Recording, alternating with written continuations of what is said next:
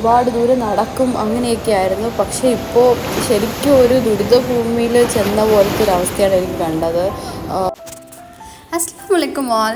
കൽബ് ഹൗസിൽ ഇന്നൊരു അടിപൊളി ഔട്ടിംഗ് വീഡിയോ ആണ്. നമ്മുടെ തിരുവനന്തപുരത്തിൻ്റെ സ്വന്തം ടൂറിസ്റ്റ് വില്ലേജ് ആയിട്ടുള്ള നമ്മുടെ വേളിയിലോട്ടാണ് നമ്മുടെ ഇന്നത്തെ യാത്ര. തിരുവനന്തപുരം ബസ് സ്റ്റോപ്പിൽ നിന്ന് ഒരു 10 കിലോമീറ്റർ മാറിയാണ് വേളി ലൊക്കേറ്റ് ചെയ്തിരിക്കുന്നത്. ചാനൽ സബ്സ്ക്രൈബ് ചെയ്യാതെ കാണുന്നവരെ പ്ലീസ് ഒന്ന് സബ്സ്ക്രൈബ് ചെയ്യാൻ മറക്കണ്ട കേട്ടോ. പിന്നെ ആ ബെല്ലൈക്കൺ കൂടി.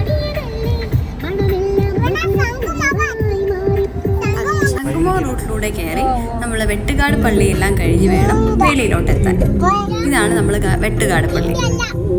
ഇവിടുത്തെ തിരുവനന്തപുരത്തിൻ്റെ ഒരു ഫേമസ് ആയിട്ടുള്ള ഒരു സ്പോട്ടാണ് വെട്ടുകാട് പള്ളി എന്ന് പറയുന്നത്. കുട്ടീസും എൻ്റെ ഇത്തായും എല്ലാവരും ഇവിടെ റെഡി ആയിട്ടുണ്ട്. കൂടെ ഉമ്മായും ഉണ്ട്. എല്ലാവരുമായിട്ട് നമ്മളിന്ന് ഈവനിങ് ഈ വേളിയിലാണ് സ്പെൻഡ് ചെയ്യാൻ വേണ്ടി പോകുന്നത്. പോകുമ്പോൾ തന്നെ ലെഫ്റ്റ് സൈഡിൽ ഒരുപാട് ഷോപ്പുകളൊക്കെ ഉണ്ട്. കുട്ടികളെ ആകർഷിക്കുന്ന രീതിയിൽ കുറേ ഷോപ്പുകളൊക്കെ ഉണ്ട്. ഞാൻ പിള്ളേരെയും കൊണ്ട് പെട്ടെന്ന് തന്നെ അവിടെ നിന്ന് മാറിക്കളഞ്ഞു. ഇല്ലെങ്കിൽ അവിടെ നിന്ന് കരഞ്ഞ് വിളിച്ച് ആകെ മൊത്തം സീനായി കളയും. അതുകൊണ്ട് അവിടെ നിന്ന് ഓടി രക്ഷപ്പെട്ടു ഞങ്ങൾ. പോയി പാടെ പിന്നെ ടിക്കറ്റ് എടുക്കണം. വലിയവർക്ക് ടിക്കറ്റിന് 30 രൂപയും ചെറിയ കുട്ടികൾക്ക് 10 രൂപയാണ് ചാർജ് ചെയ്യുന്നത്. അങ്ങനെ നമ്മൾ ടിക്കറ്റൊക്കെ എടുത്ത് നമ്മൾ അകത്തോട്ട് കയറാൻ വേണ്ടി പോയാണ്. ഇച്ചുവിൻ്റെ സന്തോഷം കണ്ടില്ലേ? ഭയങ്കര സന്തോഷമാണ് ഇതിൻ്റെ അകത്ത് പോയി കഴിഞ്ഞാൽ. നല്ല ഫ്രീ ആയിട്ട് പിള്ളേർക്കൊക്കെ കളിക്കാൻ പറ്റിയ ഒരുപാട് പാർക്കും ഗാർഡനും ഒക്കെ ഉണ്ട് ഇതിൻ്റെ അകത്ത്. അതുകൊണ്ട് തന്നെ അവർ നല്ല ഹാപ്പിയാണ്. ടിക്കറ്റ് ഇവിടെ നോക്കാൻ ചെക്ക് ചെയ്യാൻ ഇവിടെ ആളിരിപ്പുണ്ട്. അവരുടെ അടുത്ത് കാണിച്ച് ടിക്കറ്റ് ചെക്ക് ചെയ്തതിന് ശേഷം ആളെണ്ണ അനുസരിച്ച് അവരകത്ത് കയറ്റി വിടും. അങ്ങനെയാണ്. റൈറ്റ് സൈഡിലായിട്ട് ഒരു വലിയ പാർക്കാണ്, കുട്ടികൾക്ക് വേണ്ടിയുള്ള പാർക്കാണ്. കുറച്ച് സീസോയും സ്ലൈഡും അങ്ങനെയൊക്കെ ആയിട്ട് പിന്നെ ഒരുപാട് ഇരിപ്പിടങ്ങളും വെച്ചിട്ടുണ്ട്. എൻ്റെ ഇവന് ഭയങ്കര സന്തോഷമാണ്. ഇവൻ ആദ്യമായിട്ടാണ് വരുന്നത്. എന്നിട്ട് കൂടെ അവന് എല്ലാത്തിലും കയറണം. അങ്ങനെ അവൻ തന്നെ എല്ലാത്തിനും ചാടി പിടിച്ച് കയറുന്നുണ്ട്. അവൻ്റെ ഹൈറ്റ് വെക്കാത്ത ആണെങ്കിൽ പോലും അവൻ ചാടി പിടിച്ച് കയറുന്നുണ്ട്. ഈ പ്രായത്തിൽ ഇസാൻ ഇങ്ങനെയൊന്നും അല്ലായിരുന്നു. ഇസാനും അങ്ങനെ കയറാനൊക്കെ പേടിയായിരുന്നു. ബട്ട് ഇവാൻ അതിൽ നിന്ന് നല്ല ഡിഫറെൻ്റാണ്. ഞാൻ തന്നെ കണ്ട് അന്തം വിട്ട് നിൽക്കുകയാണ്.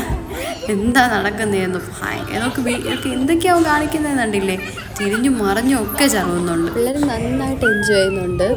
അടുത്ത സ്വിങ്ങിലിരിക്കുകയാണ്. ഇസാൻ ഇവാനെ തള്ളിക്കൊടുക്കുകയാണ്.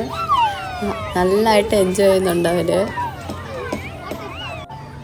ദിത്താടെ മക്കളാണ് ആബിയും അദീബായും. അവരും ഉണ്ട് ഇവരുടെ കൂടെ. നന്നായിട്ട് 4 പേരും കൂടെ ഒരുമിച്ചിരുന്ന് ആടെയാണ്. അധികം ക്രൗഡൊന്നും ഇല്ലായിരുന്നു. ഒരുപാട് ആൾക്കാരൊന്നും ഇല്ലായിരുന്നില്ലെങ്കിൽ ഇതൊന്നും ഇങ്ങനെ ഫ്രീ ആയിട്ട് കിട്ടത്തില്ലായിരുന്നു. പിള്ളേരിങ്ങനെ വെയിറ്റ് ചെയ്ത് നിൽക്കും. അങ്ങനെയായിരിക്കും. ഇതിപ്പോൾ അത്രയ്ക്കൊന്നും ആളൊന്നും ഇല്ലായിരുന്നു. അതുകൊണ്ട് തന്നെ അവർ നല്ല ഫ്രീ ആയിട്ട് എൻജോയ് ചെയ്യുന്നുണ്ട്. ഒന്നുമാരെ തള്ളാൻ പറയുകയാണ് ബാക്കിൽ നിന്ന്. അത് കഴിഞ്ഞ് പിന്നെ ഈ സീസോയിൽ വന്നിരുന്നു.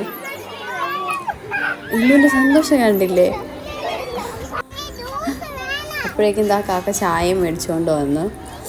ഞങ്ങൾ പിന്നെ അവിടെ നിന്നൊരു ചായ മാത്രമേ കുടിച്ചോളൂ.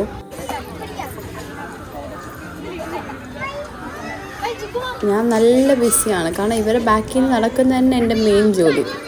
ഒരുപാട് അതിൽ നിന്ന് ഇതിൽ മാറി ഇതിൽ നിന്ന് അതിലോട്ട് മാറി ഓടി നടക്കുന്നുണ്ട്. ഉമ്മ അവിടെ ഉള്ള ആളുകളായിട്ട് ഉമ്മാക്ക് പറ്റിയ കമ്പനിയൊക്കെ പിടിച്ച് ഉമ്മായും ഒരിടത്ത് സെറ്റായിട്ടുണ്ട്. ഒരു ഊഞ്ഞാലും വന്നിരിക്കുകയാണ്. ഈ സ്വിങ്ങിലൊക്കെ ഏജ് റെസിസ്റ്റൻസ് ഉണ്ട്. മുകളിൽ എഴുതി വെച്ചിട്ടുണ്ട് 10 വയസ്സിന് താഴെയുള്ള കുഞ്ഞുങ്ങൾക്ക് മാത്രമേ ഇരിക്കാവൂ. നമുക്ക് ഇരിക്കണമെന്നൊക്കെ ഉണ്ട്. പക്ഷേ നോ രക്ഷ. പിന്നെ ഒരു കാര്യമുണ്ട്, നമ്മളൊക്കെ ഇരുന്നാൽ അതിൽ നിന്ന് എണീച്ച് പോകത്തില്ല. അതവർക്കറിയാം. കുട്ടികളാകുമ്പോൾ ഇരുന്ന് കുറച്ച് നേരം അവരെ മൈൻഡ് കുറച്ച് നേരം അതിലിരിക്കുള്ളൂ. പിന്നെ അതിൽ നിന്ന് മാറി ഓടി വേറെ പോവും. ആ ഒരു ഇതിലായിരിക്കും അവരങ്ങനെ ചെയ്തതെന്ന് തോന്നുന്നു. പിന്നെ ഒരുപാട് ശില്പങ്ങളൊക്കെ ഉണ്ടായിരുന്നു. പ്രശസ്തനായ കാഞ്ഞായ കുഞ്ഞിരാമൻ സാറിൻ്റെ ഒരുപാട് ശില്പങ്ങൾ അവിടെ ഉണ്ട്. ഇത് ഈ പാർക്കിലുണ്ടായിരുന്ന ഒന്നാണ്. ഗാർഡൻ സൈഡിൽ അവസാനം എനിക്ക് വേണ്ടി ഒരു ഊഞ്ഞാൽ കണ്ടെത്തി. പക്ഷേ അതും ഭയങ്കര സ്ട്രോങ് ഒന്നും ഇല്ലായിരുന്നു. എല്ലാം ഏകദേശം പോയിരിക്കുകയായിരുന്നു. ശേഷം നമ്മുടെ വേളിയുടെ ഏറ്റവും ഇമ്പോർട്ടൻ്റ് ആയിട്ടുള്ള ഒരു ടൂറിസ്റ്റ് സ്പോട്ട് തന്നെ പറയാം. ഇത് നമ്മുടെ ഈ ട്രെയിൻ. ഇതൊരു സോളാർ ട്രെയിനാണ്. അതിനോട് ചേർന്ന് തന്നെ ഒരു പോണ്ടുണ്ട്. പോണ്ടിൽ ആമയും മീനും ഒക്കെ ആയിട്ട് അത് കാണാൻ നല്ല രസമാണ് കേട്ടോ. ഈ ആമയും മീനും ഒക്കെ ആയിട്ടുള്ള ഈ കാഴ്ച നമ്മളെന്തോ കൗതുകം പോലെ നമ്മളിൽ നിന്ന് കണ്ടുപോകും. അത് നമ്മൾ ട്രെയിനിലോട്ട് കയറിയില്ല. കാരണം നല്ല തിരക്കുണ്ടായിരുന്നു. ഞങ്ങൾ വന്നതേ താമസിച്ചാണ്. എൻ്റെ കൂടെ ഇനിയിപ്പോൾ ട്രെയിനിലും കൂടെ കയറാൻ നിന്നാൽ ഇനി ലേറ്റ് ആവുമെന്ന് വിചാരിച്ച് ഞങ്ങൾ നേരെ ബീച്ച് സൈഡിലോട്ട് ബീച്ച് നോക്കി അങ്ങോട്ട് പോവുകയാണ്. അപ്പോഴേക്കും നമ്മുടെ ഈ ആമയുടെയും ആമയും ഒക്കെയുള്ള ഈ ശംഖുള്ള ഒരു പോണ്ടുണ്ട്. നമ്മുടെ വേളിയിൽ വരുന്നതിൻ്റെ മെയിൻ ഉദ്ദേശം തന്നെ അവിടെ പോയാൽ 3 സ്പോട്ടുണ്ട്. വേളിയിൽ പോണ്ടായാലും ലേക്ക് പിന്നെ നമ്മുടെ സീ, ഇത് 3 നമുക്ക് എക്സ്പ്ലോർ ചെയ്യാൻ പറ്റിയ ഒരു സ്ഥലമാണ് വേളി എന്ന് പറയുന്നത്. അപ്പോൾ നമ്മളൊരു പോണ്ടിൻ്റെ സൈഡിലോട്ട് പൊയ്ക്കൊണ്ടിരിക്കുകയാണ്. ഇവിടുത്തെ മെയിൻ പ്രത്യേകത തന്നെ ഈ ഒരു ശില്പമാണ്. ഈ പോണ്ടിൽ ആ ഒരു ഷെല്ലിൻ്റെ ഒരു ശില്പം, അത് ഭയങ്കര ഫേമസ് ആയിട്ടുള്ള ഒന്നാണ് ഈ ഒരു ശില്പം എന്ന് പറയുന്നത്. ഇതും കാഞ്ഞ കുഞ്ഞിരാമൻ സാറിൻ്റെ തന്നെയാണ്. അതിൻ്റെ ഒരു സൈഡിലായിട്ടൊരു സ്വാനൊക്കെ ഉണ്ടായിരുന്നു. അതും പിള്ളേർക്ക് കണ്ടപ്പോൾ ഭയങ്കര അതിശയമായിരുന്നു. എല്ലാവരും അങ്ങോട്ടേക്ക് പോകും. പിന്നെ ഞാനും അങ്ങോട്ടേക്ക് ബാക്കിൽ നിന്ന് ഓടെയാണ്. അത് പിള്ളേരെ കണ്ടോടനെ പേടിച്ച് അത് അങ്ങോട്ട് പോവുകയാണ്. ഞങ്ങളുടെ കയ്യിൽ സ്നാക്സ് ഒന്നും ഇല്ലായിരുന്നു, ഇല്ലെങ്കിൽ അത് ഇട്ട് കൊടുത്ത് എന്തെങ്കിലും വരുമായിരുന്നു. പക്ഷേ ഇതിപ്പോൾ അത് തന്നെ പോവുകയാണ്. നല്ല ഭംഗിയുണ്ട് കാണാൻ. അവർ 4 പേരായിട്ട് ഒരുമിച്ച് അങ്ങ് പോവുകയാണ്. ഇന്നിത് വിളിക്കുന്നുണ്ട്, ബാന്ന്. ഞാൻ എല്ലാവരെയും വിളിച്ചുകൊണ്ട് അങ്ങോട്ട് പോയി. അപ്പോഴേക്കും ചെറുതായിട്ട് മഴ തൂറ്റി തുടങ്ങി. പേടിച്ചു. അയ്യോ, മക്കളെയും കൊണ്ട് വന്നതല്ലേ, മഴ പെയ്താൽ സീനാവുമെന്ന് പേടിച്ച്. പിന്നെ അതങ്ങ് ചെറുതായിട്ടൊന്ന് തൂറ്റി അതങ്ങ് നിന്നു. അതുകൊണ്ട് തന്നെ പോണ്ടിൻ്റെ ആ സൈഡിലോട്ട് ഞങ്ങൾ അധികം ഇറങ്ങിയില്ല. പിന്നെ എൻ്റെ ഇന്നും ഭയങ്കര അഗ്രസീവായിരുന്നു. അതുകൊണ്ട് തന്നെ ഞാൻ അങ്ങോട്ട് കൊണ്ടുപോയതേ ഇല്ല. നേരെ അവർക്കറിയാം ഇവിടെ സ്ഥിരം വരുന്നതായതുകൊണ്ട്, ഇടയ്ക്കിടയ്ക്ക് ഇവിടെ വരുന്നതായതുകൊണ്ട് അവർക്കറിയാം ഇവിടെ വന്നാൽ ഞങ്ങൾ ഐസ്ക്രീം കുടിക്കാം എന്നൊരു ഉദ്ദേശത്തിൽ തന്നെ അവർ വരുന്നത്. അതുകൊണ്ട് തന്നെ നേരെ ഐസ്ക്രീം ഷോപ്പിലോട്ട് പോയി. ഇവിടെ വന്നാൽ സ്ഥിരം സ്പോട്ടാണ് നമ്മുടെ ഈ ഐസ്ക്രീം ഷോപ്പ് എന്ന് പറയുന്നത്. മഴയും ഈ തണുപ്പൊക്കെ ആയതുകൊണ്ട് ഐസ്ക്രീം മേടിച്ച് കൊടുക്കാൻ നിന്നില്ല. നേരെ നമ്മൾ പോയത് പിന്നെ ആ ഒരു ജ്യൂസ് മേടിച്ച് കൊടുക്കുക. തൽക്കാലം ഒരു ജ്യൂസിൽ നിർത്താമെന്ന് വിചാരിച്ച് ജ്യൂസ് മേടിച്ച് കൊടുത്തു. ഒരു മിൽക്ക് ഷേക്കാണ്, വാനില, അവരുടെ മിൽമയുടെ തന്നെ പ്രോഡക്റ്റാണ്. എല്ലാ മിൽമയുടെ പ്രോഡക്റ്റ്സും ഇവിടെ ഇരിപ്പുണ്ട്. മിൽമയുടെ തന്നെ ഒരു ഷേക്കാണ് മേടിച്ച് കൊടുത്തത്. ഇച്ചു കരയുന്നുണ്ട്. ഇച്ചുവിന് സ്ഥിരം പരിപാടിയാണ്. അവന് ജ്യൂസൊന്നും വേണ്ട, അവന് ഐസ്ക്രീം തന്നെ വേണം. വാശിയുടെ കാര്യത്തിൽ 1 നമ്പറാണ് ഇസാൻ എന്ന് പറയുന്നത്. പിന്നെ എങ്ങനെയോ പറഞ്ഞ് ഒപ്പിച്ചു കൊടുത്തതാ എല്ലാവരും ഒന്ന് സെറ്റാക്കി ഇരുത്തിയിട്ടുണ്ട്. ഇവരെയൊക്കെ ഒന്ന് പിടിച്ചിരുത്താൻ തന്നെ വലിയ പണിയാണ്. ബാക്കിൽ നിന്ന് ഓട്ടമാണ് എനിക്ക് ശരിക്കും പറഞ്ഞാൽ. ഇതിനിടയ്ക്ക് ഇച്ചു ഒരു റോങ് ആയിട്ടുള്ള കാര്യം ചെയ്തു. കുടിച്ചിട്ട് കുപ്പി അവിടെ അങ്ങ് ഇട്ടോ. അത് തെറ്റായിട്ടുള്ള കാര്യമാണ്, അങ്ങനെയൊന്നും ചെയ്യാൻ പാടില്ല. ഞാൻ അവനെ പറഞ്ഞ് തിരുത്തിയിട്ടുണ്ട്. തിരിച്ച് ആ ഡസ്റ്റ്ബിനിൽ ഇട്ടിട്ടുണ്ട്. പ്രത്യേകിച്ച് നമ്മൾ ഈ ഗാർഡൻ പോലുള്ള അല്ലെങ്കിൽ പബ്ലിക് പ്ലേസിലൊക്കെ പോകുമ്പോൾ നമ്മളെ ഭാഗത്തുനിന്ന് വരുന്ന ഈ ചെറിയൊരു മിസ്റ്റേക്ക്, അതൊരു വലിയ മിസ്റ്റേക്കാണ്. അവർ ആവശ്യത്തിന് നന്നായിട്ടല്ലേ അവർ ക്ലീൻ ചെയ്ത് അത് മെയിൻറ്റെയിൻ ചെയ്ത് വെച്ചിട്ടുണ്ട്. എല്ലാം ഒരുപാട് വാച്ച്മാനെയൊക്കെ വെച്ച് അവർ നന്നായിട്ട് ക്ലീൻ ചെയ്തിട്ടിട്ടുണ്ട്. നമ്മളെ ഭാഗത്തുനിന്ന് ക്ലിയർ ചെയ്യുന്നത് നല്ലതായിരിക്കും. പിന്നെ നമ്മൾ നേരെ നടന്നത് ആ ബീച്ച് സൈഡിലോട്ടാണ്. അതിനുവേണ്ടി ആ ഒരു സൈഡിൽ എല്ലാവരും കെട്ടി നിർത്തിയിട്ടുണ്ട്. പിന്നെ ഇവിടുത്തെ പ്രതിമകൾക്ക് എന്തോ ഒരു വശവശം ഇല്ലേ എന്ന് എനിക്ക് തോന്നിയിട്ടുണ്ട്. എല്ലാവരും 80+ എനിക്ക് മാത്രമാണോ അങ്ങനെ തോന്നിയെന്ന് എനിക്കറിയില്ല. അതൊക്കെ ആസ്വദിക്കുന്നവർക്ക് അതൊക്കെ ഓക്കെ ആയിരിക്കും. ഇത്രയും ബൈക്കിൽ നിന്ന് ഓടി ഒന്ന് ടയേർഡ് ആയതുകൊണ്ട് ഇച്ചിരി ഒന്ന് ഫോട്ടോയ്ക്ക് പോസ്റ്റ് ചെയ്യുന്നുണ്ട്. ഒന്ന് ഇരുത്തിയപ്പോഴേക്കും നമ്മുടെ ബോട്ട് എടുക്കുന്നത് കൊണ്ട് ഇന്നും നന്നായിട്ട് എക്സൈറ്റഡ് ആയിട്ടുണ്ട്. ദേ ബോട്ട് എന്ന് ചൂണ്ടി കാണിച്ച് അവൻ കാണിച്ചു തരികയാണ്. നമ്മൾ പോകുമ്പോൾ ഈ റൈറ്റ് സൈഡിലായിട്ടാണ് നമ്മുടെ ഈ ബോട്ട് സർവീസ് നടത്തുന്നുള്ളത്. 2 തരത്തിലുള്ള സർവീസാണ് അവർ നടത്തുന്നത്. സ്പീഡ് ബോട്ടും പിന്നെ ഒന്ന് ഈ എല്ലാവരെയും കയറ്റിയുള്ള ബോട്ടും. സ്പീഡ് ബോട്ടിന് എന്തോ 1000 രൂപ, ഒരു പേഴ്സണിന് 1000 രൂപയാണ് അവർ ചാർജ് ചെയ്യുന്നത്. ഇതിന് ഒരാൾക്ക് 100 രൂപയും വെച്ചാണ്. നമ്മളെന്തായാലും കയറാൻ നിന്നില്ല. കാരണം എന്താണെന്ന് വെച്ചാൽ പിള്ളേരെയും കൊണ്ട് കയറുന്ന അത്രയും സേഫായിട്ട് തോന്നിയില്ല. കൂടാതെ ഈ ബോട്ട് ദുരന്തം പോലുള്ള കാര്യങ്ങളൊക്കെ കേട്ട് നമ്മൾ ഈ ന്യൂസൊക്കെ കേട്ടിരിക്കുന്നതുകൊണ്ടും, അതുകൂടാതെ ഇപ്പോൾ ഈ മഴ ഈ സീസണിലും എല്ലാം ഏകദേശം അത്രയും സേഫായിട്ട് തോന്നിയില്ല. കണ്ടിട്ട് എല്ലാം സേഫായിട്ട് തോന്നിയില്ല. ഒരുപാട് ആൾക്കാർ കയറുന്നുണ്ട്. കൂടുതലും ദൂരെ നിൽക്കുന്നൊക്കെ വന്ന ആൾക്കാരാണ് ഞങ്ങൾ കണ്ടത്. മലപ്പുറത്തുനിന്നും കോഴിക്കോട് നിന്നും അങ്ങനെയൊക്കെ ടൂറിസ്റ്റായിട്ട് വന്നവരാണ് കൂടുതൽ. ഞങ്ങളെപ്പോലെ നാട്ടുകാരധികം ഇല്ല അങ്ങനെ. അതുകൊണ്ട് തന്നെ ഞങ്ങൾ കയറിയില്ല.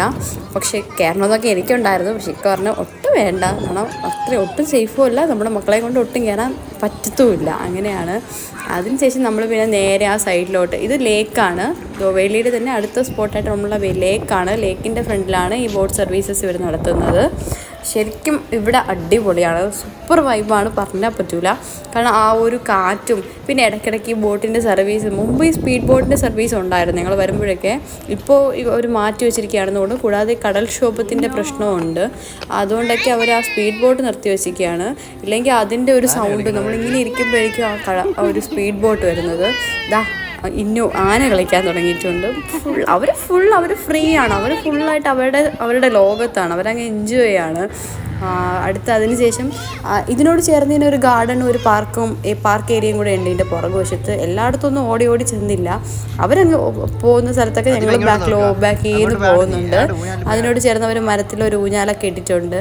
ഇതാ ഇന്നു അതിൽ കയറിയിരിക്കുകയാണ്. ഞാൻ അപ്പോഴേക്കും ഒരു ഫോട്ടോ സ്പോട്ടിന് വേണ്ടി ഞാൻ പോയി നിന്നു. എനിക്ക് ഫോട്ടോ എടുത്ത് തരാണ്. അപ്പോഴേക്കും നിറച്ച് ഫോട്ടോ സ്പോട്ടുണ്ട്. പിന്നെ അവിടെ കൂടുതലും ആളുകൾ പ്രിഫർ ചെയ്യുന്നത് വേളിയാണ്. ബർത്ത്ഡേ ഫോട്ടോഷൂട്ടിനായിരുന്നാലും അങ്ങനെയൊക്കെ ഒരുപാട് ഫോട്ടോഷൂട്ടിന് വേളി പ്രിഫർ ചെയ്യാറുണ്ട്. ദേ ബോട്ട് പോകുന്നുണ്ടില്ലേ, അതിലുള്ളവരൊക്കെ നന്നായിട്ട് എൻജോയ് ചെയ്യുന്നുണ്ട്. കാരണം ഒരു ഹാഫ് ആൻ അവർ യാത്രയുണ്ട് അതിൻ്റെ അകത്ത്. ഇത്രയും രൂപ കൊടുത്തായിരുന്നാലും അല്ലെങ്കിൽ 100 രൂപയ്ക്ക് അതിന് വേർത്താണ്. നന്നായിട്ട് തന്നെ അവർ ചെയ്യുന്നുണ്ട്. ഇതൊരു സൺസെറ്റ് പോയിൻ്റാണ്. നമ്മൾ നേരെ അങ്ങോട്ട് സൺസെറ്റ് പോയിൻറ്റിലോട്ടാണ് പോയത്.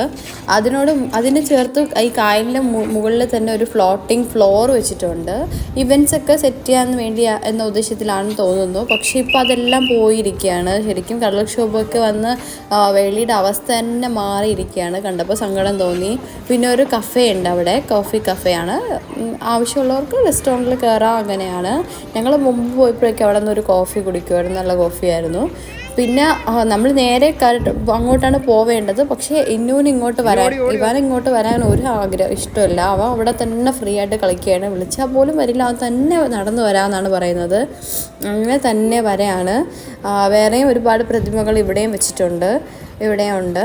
പിന്നെ ഞങ്ങൾ നേരെ ഫ്ലോട്ടിംഗ് ബ്രിഡ്ജ് കടന്ന് വേണം. ഈ ലേക്കിൽ ഒരു ഫ്ലോട്ടിംഗ് ബ്രിഡ്ജ് ഇട്ടിട്ടുണ്ട്. ആ ബ്രിഡ്ജ് കടന്ന് വേണം നമുക്ക് നമ്മുടെ ബീച്ച് സൈഡിലോട്ട് പോകാൻ.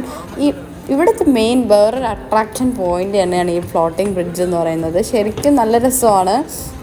ആദ്യമായിട്ട് കയറുന്നവർക്ക് ഭയങ്കര ഒരു എക്സൈറ്റ്മെൻറ്റ് കിട്ടും. അത്രയ്ക്ക് ഒരു ഫീലുള്ള ഒരു സംഭവമാണ് ഈ ഫ്ലോട്ടിംഗ് ബ്രിഡ്ജ് എന്ന് പറയുന്നത്. അതിങ്ങനെ ഒലഞ്ഞോ ആടിയോ അതിൻ്റെ പുറത്തൂടെ നടക്കുക എന്ന് പറഞ്ഞാൽ ശരിക്കും എൻ്റെ ഇത്താക്കൊക്കെ ഭയങ്കര പേടിയായിരുന്നു. അവർക്കൊക്കെ ഇതിൽ നടക്കാൻ ഭയങ്കര പേടിയായിരുന്നു.